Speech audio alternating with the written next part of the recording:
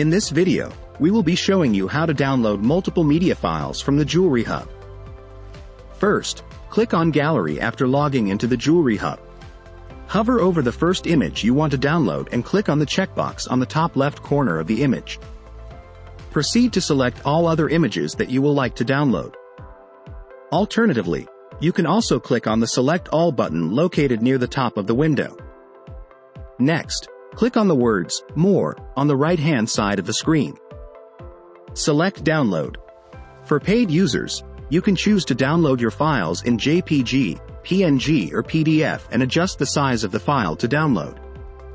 For free users, the default download size will be JPEG and the file size will be downloaded as the media size when it is captured. Your file will now download as a .zip file and you can proceed to extract and retrieve your files from there.